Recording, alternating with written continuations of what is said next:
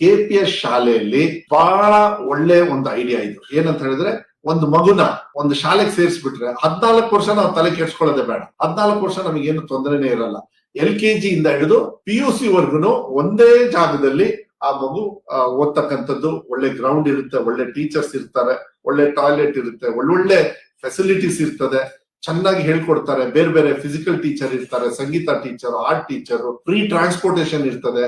ಅದಕ್ಕೆ ದಯವಿಟ್ಟು ನಾನೆಲ್ಲ SDMs ಅವರಿಗೆ ಮುಂದಿನ ದಿನಗಳಲ್ಲಿ ನಿಮ್ಮ ಅಕ್ಕಪಕ್ಕದಲ್ಲಿ ಏನಾದ್ರು ಇದು KPS ಶಾಲೆಗಳಿದ್ರೆ ಅದಕ್ಕೆ ನೀವು ಒತ್ತನ್ನ ನಿಮ್ಮ ಮಕ್ಕಳಿಗೆ ಕಳಿಸ್ತಕ್ಕಂಥದ್ದು ಮಾಡಿ. ಯಾಕಂದ್ರೆ ಅಲ್ಲಿ ಒಳ್ಳೆ ರೀತಿಯಲ್ಲಿ ಟೀಚಿಂಗ್ ಕೊಡಿಸ್ತಕ್ಕಂಥ ವ್ಯವಸ್ಥೆನ ಆಗ್ತದೆ. ದಯವಿಟ್ಟು ತಮ್ಮಲ್ಲಿ ಗಮನದಲ್ಲಿರ್ಲಿ. ನಾವು ಬರೀ 500 KPS ಶಾಲೆ ಅಂತ ಹೇಳಿತ್ತು ಒಂದೇ ಸತಿಗೆ, ಆದ್ರೆ ಹಿಂದೆ ಇದ್ದಿದ್ದು 308.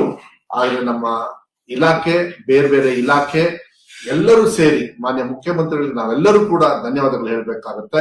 900 ಶಾಲೆಗಳನ್ನ, ಅಂದ್ರೆ 500 ನಮ್ಮ ಇಲಾಖೆಯಿಂದ ನಾವು ಶುರು ಮಾಡಿದೀವಿ. ಅದೇ ರೀತಿ ಇನ್ನ 200 ಕಲ್ಯಾಣ ಕರ್ನಾಟಕ ಭಾಗದಲ್ಲಿ ಇರ್ತಕ್ಕಂಥ ಫಂಡ್ಸ್ ನಮ್ಮ ಡಿಪಾರ್ಟ್ಮೆಂಟ್ ಇಂದ ನಾವು ಯೂಸ್ ಮಾಡ್ತಾ ಇದೀವಿ. ಅಲ್ಲಿ 200 ಶಾಲೆ.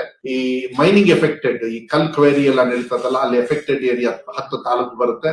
ಅವ್ರ ಸಹಕಾರದಲ್ಲಿ 100 ಮಾಡ್ತಾ ಇದೀವಿ. ಅದ್ರ ಜೊತೆಗೆ ನಮ್ಮ ಉರ್ದು ಶಾಲೆಗಳು ಕೂಡ ನಮ್ಮ ರಾಜ್ಯ ಮಟ್ಟದಲ್ಲಿ ಏನಿದೆ ಅವರಿಗೂ ಕೂಡ ಮೈನಾರಿಟಿಯಿಂದ ಸುಮಾರು 100 ಶಾಲೆಗೆ ಸಹಕಾರವನ್ನ ಕೊಡೋದ್ರ ಜೊತೆಗೆ ನಾವು ಬೇರೆ ಬೇರೆ ಸರ್ವ ಶಿಕ್ಷಣ, ಸರ್ವ ಶಿಕ್ಷಣ ಅಭಿಯಾನ ಇರ್ಬೋದು, ಆ ಕಡೆನೂ ಕೂಡ ಏನಾದ್ರು ಫಂಡ್ಸ್ ಬಂದ್ರೆ ಈ 900 ಶಾಲೆಗಳನ್ನು ಕೂಡ ಮುಂದಿನ ದಿನಗಳಲ್ಲಿ ನಂಬರ್ಸ್ ನ ಜಾಸ್ತಿ ಮಾಡ್ಬೇಕು ಅಂತ ಕೂಡ ಇದೆ.